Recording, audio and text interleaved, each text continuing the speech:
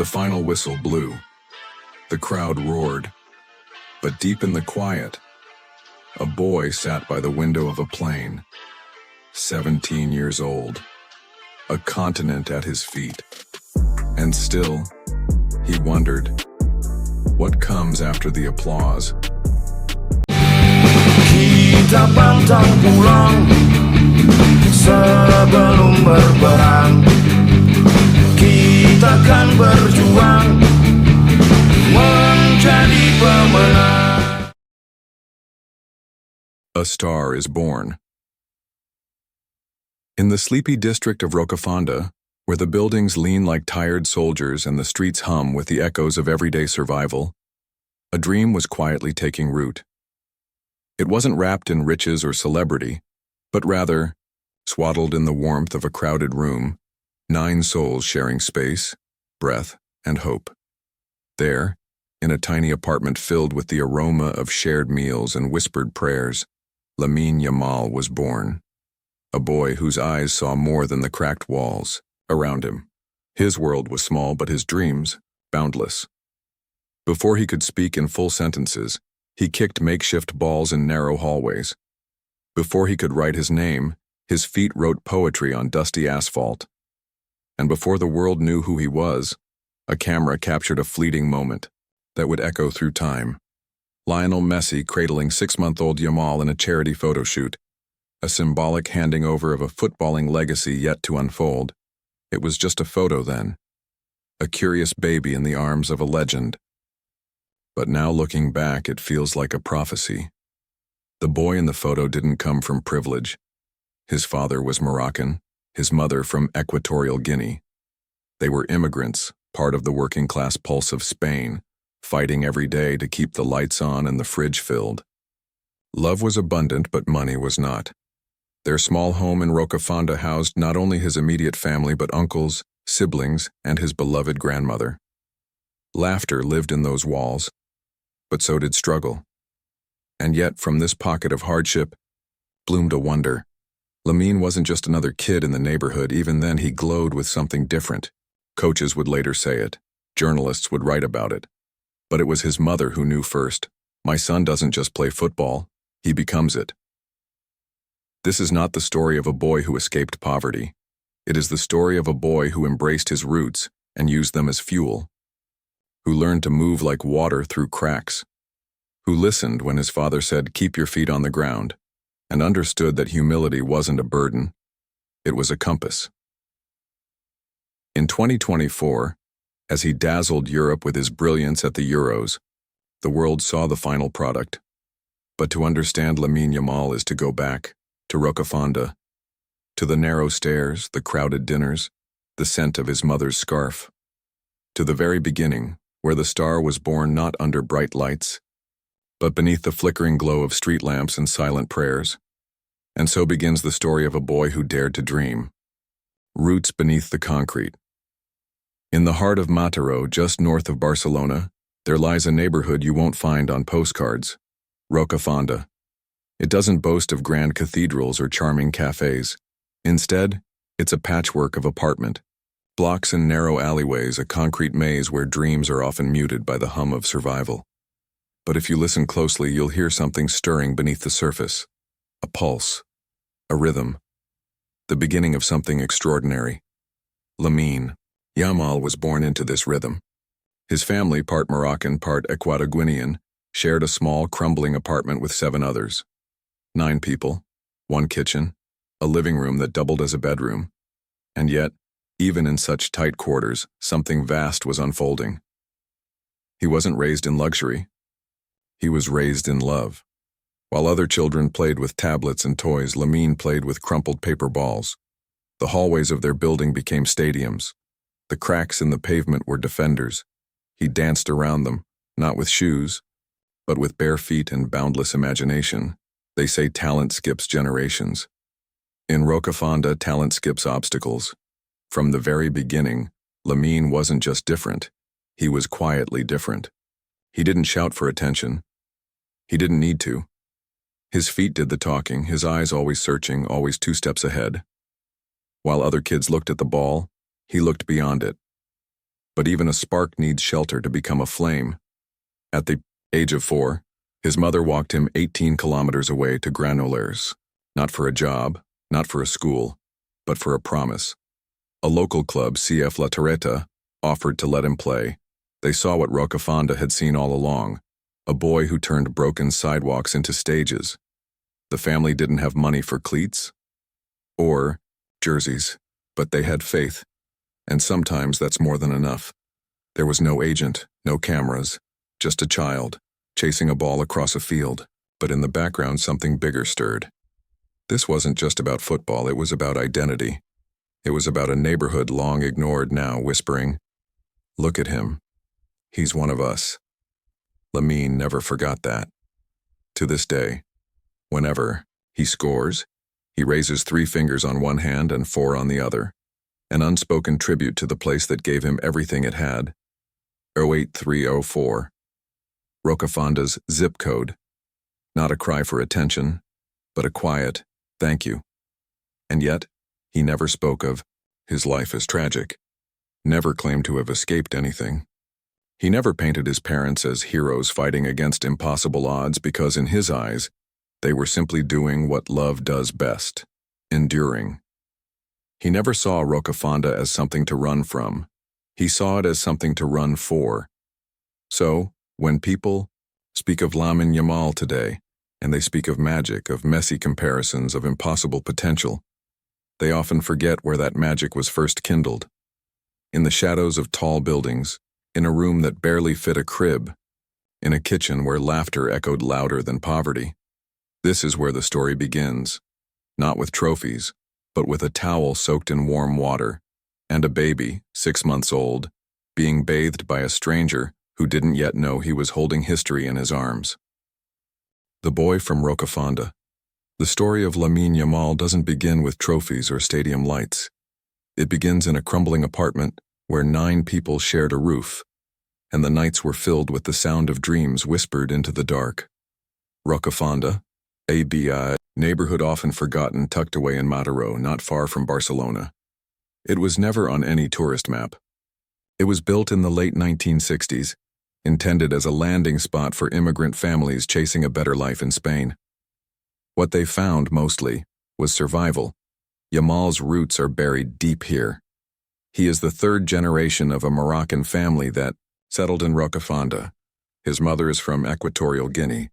The family had little money, but they had each other. Yamal grew up sharing everything: space, food, even dreams, with his parents, his younger brother, his grandmother, and an uncle's family. The apartment was cramped, but it was a world of its own. A place where his mother hummed old lullabies from home as she cooked dinner, where the scent of spice and warm bread lingered in the walls, where children's laughter echoed in the stairwells, even when the electricity flickered off.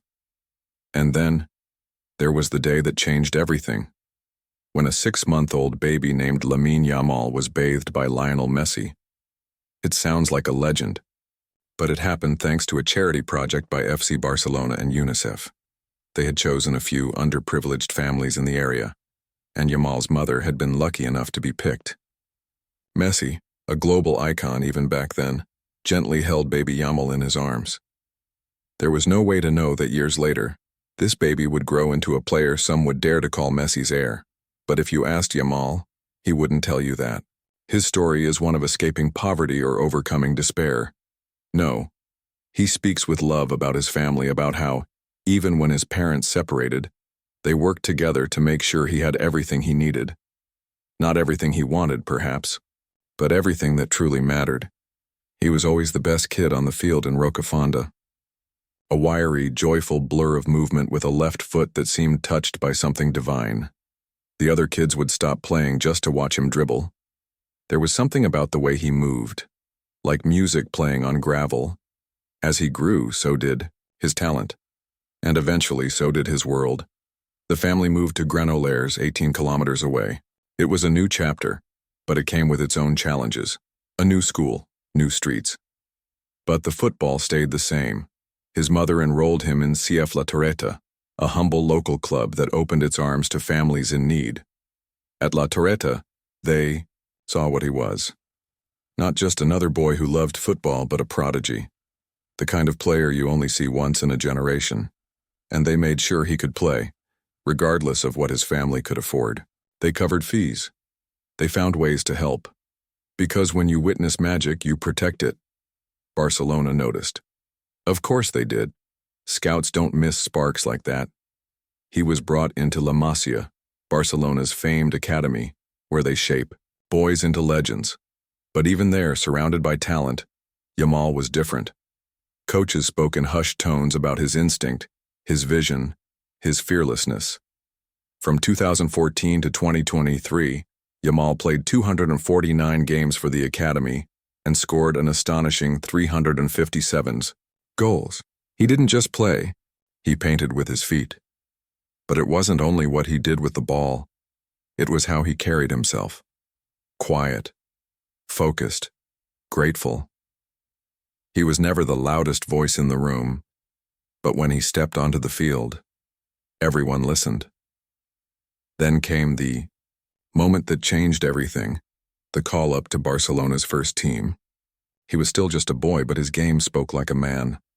On the training ground, seasoned players raised their eyebrows. Who was this kid? Where did he learn to do that? His passes were whispers, his goals, declarations. There were those who whispered comparisons, to Messi, to Ronaldinho, even to Pelé. But Yamal wasn't chasing ghosts. He was building his own legend brick by brick, dribble by dribble. And all the while, back in Rocafonda, there were kids watching him on TV, whispering to each other. He used to play on our street. It was more than pride. It was proof that someone like them could dream beyond the apartment walls. That greatness could grow in places no one was looking. That a boy from Rocafonda could become the future of Spanish football. The Age of Ascent by. The time Lamine Yamal turned 14, there was a quiet buzz growing louder with every match he played. It wasn't the noise of fame, no flashing cameras, no media frenzy just yet. It was the sound of scouts murmuring in the stands, of opposing coaches making notes, of whispers in La Masia's hallways. Have you seen that kid? The left-footed one? Barcelona had always been home to prodigies. The academy hallways carried the legacy of Xavi, Iniesta, and Messi like a sacred hymn, but every once in a while someone comes along who doesn't just follow the melody, they rewrite it. Yamal was doing that. Quietly, brilliantly. His rise wasn't a firework, sudden and loud. It was a sunrise. Gradual, warm, undeniable. Coaches started adjusting drills to challenge him more. Older teammates began passing him the ball not out of courtesy, but out of trust. There was something in his play that made people believe. At 15, he did what most kids his age only dream of. He trained with the first team. On a bright spring morning in 2023, Xavi, Barcelona's legendary midfielder turned manager, invited him up, just for a session, just to see. But after 20 minutes, there was no more just. He belonged. Even the veterans could feel it. There was no arrogance in Yamal's game, only assurance. He wasn't trying to prove himself. He was expressing something already proven. Every touch was a sentence in a language only the greats understand. Barcelona had a decision to make. Push him too fast, and they risked breaking the spell. Wait too long, and they risked missing history. Xavi made the call. The boy would debut. It happened in April 2023, a La Liga match where the stakes were high, but Yamal played as if the pitch was his childhood street in Rocafonda. He came on late, the stadium holding its breath, and then with a single silken touch he let the ball kiss the grass and danced past a defender like wind through curtains. The crowd exhaled. A new chapter had begun. From that moment, the noise began to swell. Headlines, interviews, fan art, social media accounts tracking his every move. The world was waking up to what Barcelona had quietly known for years. And through it all, Yamal stayed grounded. He still rode public transport, still did his homework, still had to ask his mom for permission to travel for matches.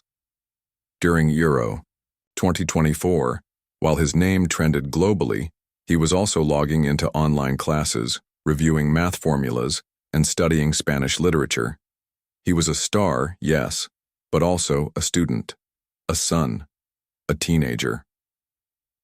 At the Euros, he wasn't just another young player earning minutes, he was the player shaping moments. His assist to Nico Williams in the final, threaded through defenders with the precision of poetry, wasn't just a pass. It was a statement. The winning goal against France, a curling masterpiece that defied logic, belonged in museums. He wasn't waiting for the future. He was bending it to meet him early. What set Yamal apart wasn't only his brilliance but the grace with which he carried it. After games, he thanked the kit man. He high-fived ball boys. He paused to sign shirts for kids who reminded him of himself. He understood something rare, that talent is a gift, but humility is a choice. In der Oschberghof, Spain's quiet training base in Germany, he was never alone. A legal guardian accompanied him. His mother sent care packages. He still called home every night, and his teammates, older and battle-tested, protected him like a younger brother who just happened to be better than all of them. He never forgot Rocafonda. In interviews, when asked about his favorite memory, he didn't mention goals or trophies. He spoke about his grandma's tiny living room, where the TV barely worked, and the family gathered close to watch old Barcelona matches. He spoke about the smell of his mother's cooking, the songs she sang when she braided his hair, and perhaps that's why, for all his genius, Yamal never seemed unreachable. He wasn't an icon built from marble. He was a boy who had kept the scent of home in his scarf, even as the world wrapped him in gold. The Age of Ascent is never easy. The air gets thinner the higher you climb. But Yamal seemed made for altitude. Not because he chased it, but because he carried it. He was not just growing into greatness. He was making it grow around him. And somewhere in Rocafonda, a new child watched from a cracked window, dreaming with eyes wide open, believing that one day they too might rise. The age of Yamal had begun. The quiet hurricane, even as his name echoed through the stadiums of Germany and Spain, Lamine Yamal remained a paradox, a quiet hurricane. The whirlwind of fame swirled around him, yet at his core, there was stillness. Not emptiness, but gravity. The kind that holds stars in orbit. After Euro 2024, the narrative of Yamal was no longer whispered in locker rooms or La Masia corridors. It was broadcast in every language, across continents. Commentators called him the future. Fans called him a miracle. Coaches simply called him indispensable. But what did Yamal call himself? A student, a brother, a son. While the world debated whether he was the next Messi or something altogether new, Yamal went home. Not metaphorically, to Rocafonda. To the same cramped apartment where 9 people once lived under one leaky roof. The house had been renovated a little, but the memories were untouched. He sat in the kitchen where his grandmother used to hum lullabies, where the scent of cumin and coriander lingered in the air like a lullaby of its own. He didn't bring medals home.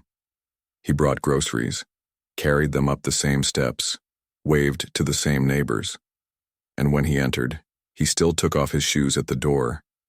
There's a sacredness in not forgetting. Barcelona tried to shield him from the mania, a new security protocol, limited press appearances, even a psychological support team. But they needn't have worried. Yamal already had his shield, his family, his humility, and a childhood that taught him what matters. At club level, he became a fixture, not just for his talent, but for the way he listened. He wasn't louder in the locker room. He just asked better questions. He wanted to understand positioning, timing, the language of movement. Football was more than a game.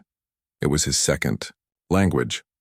Coaches soon realized Yamal wasn't just gifted, he was a student of the game. He analyzed match footage like a chess player studies endgames.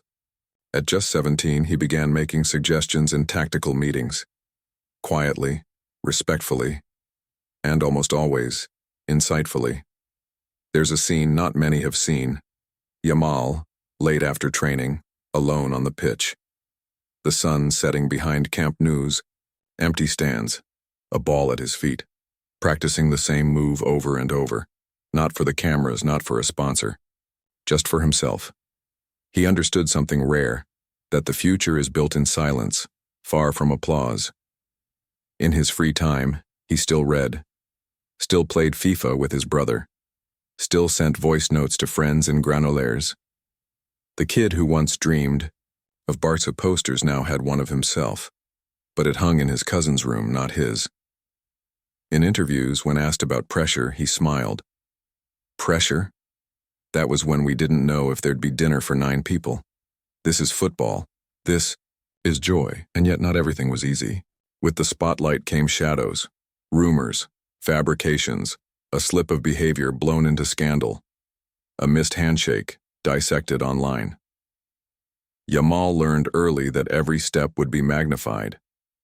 So he stepped with care, but never fear. He had a team, now, not just of coaches, but of mentors. One of them, an old janitor at La Masia, simply told him, "Be kind, that's rarer than talent." Yamal remembered. As the next season began, fans waited for magic. Yamal gave them something better, consistency. Not just viral moments, but rhythm.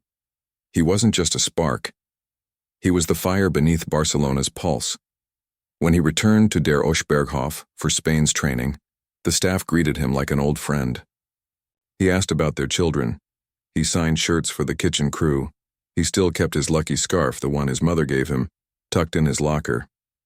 Greatness isn't always loud. Sometimes it walks softly, like a boy from Rocafonda, humming the same songs his grandmother used to sing. And while the world tried to define him, Yamal was busy becoming not the next anything, just the first Yamal.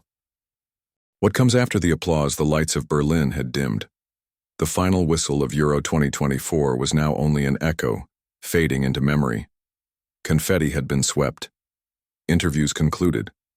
The stadiums stood empty, haunted only by the footprints of legends and the weight of dreams made real. And Yamal? He was on a plane back to Spain, staring out of the window. The clouds below looked like waves, and somewhere above them, the world was still calling his name. But for now, silence. He took a deep breath. The world thought his story had climaxed, that the teenage prodigy, the youngest ever to score in a Euro semi-final, had reached his mountaintop. But Yamal knew better. Success is not a summit. It's a path, and the higher you climb, the more wind you face. When he landed, the questions began again. What next? Will he win the Ballon d'Or? Will he lead Barcelona to Champions League glory? Can he handle the weight? But Yamal wasn't in a hurry to answer. The story, he knew, would unfold slowly. He returned to Granollers, to the quieter rhythm of a small Catalan town. He took his brother for ice cream, hugged his mother, who scolded him for forgetting to take out the trash before he left. He walked past his old school where teachers waved from windows. Life whispered gently, reminding him that not all applause comes from stadiums. At night, when the house quieted down, he took out a notebook. Not a diary, not a training log, just a plain, spiral-bound pad where he scribbled ideas, formations, quotes from coaches, lyrics of songs, and sometimes questions. Big ones. What does greatness cost? Can you be famous and still be free? What happens to a dream when it comes true? He didn't always find answers, but asking helped. Back at Barcelona, preseason was underway. Expectations, now heavier than ever, lingered like summer heat. Yamal arrived early, stayed late, smiled when fans called his name but never stayed long in the glow. Fame, he realized, was like sunlight. It could warm but also burn. During one friendly match, after a dazzling run, he slipped. Not a hard fall, just a moment. The crowd gasped, and for a split second he lay still. Then he laughed, pushed himself up, dusted his knees, and continued playing as if nothing happened. That was Yamal in essence. Fall, rise, play. And yet in private, doubts still crept in. Would he always be expected to perform miracles? Could he live up to the names whispered around him? Messi, Iniesta, Pelé? One evening he visited the rooftop of his apartment. Alone with the Barcelona skyline glowing in the distance, he stood quietly, the scarf from his mother wrapped around his neck. He looked up. The same stars he used to wish upon were still there. Only now, he was one of them. But stars, he knew, don't shine for themselves. They shine so others can see in the dark. So, he kept showing up, not just to matches but to classrooms, continuing his studies online, to youth clinics, teaching younger kids how to dribble and dream, to interviews, where he spoke more of his team than himself, and always to his family. Dinner at home, birthdays not missed, phone calls answered. His father, once a ghost in his life, now returned more often. Quiet, awkward, but trying. Yamal. Met him with patience. That's the thing about growth, it's not just goals and trophies. It's forgiveness, it's grace, it's choosing to be whole even when the world only wants a part of you. And so, the story of Lamine Yamal didn't end with Euro 2024. It only began. He was no longer just the boy from Rocafonda. He was now the boy who came back. The boy who chose humility over headlines. The boy who reminded us all that the most extraordinary thing about a miracle is when it becomes real. But the road ahead stretches far. And this was only season 1. To be continued. Stay with us. The next chapter is coming soon.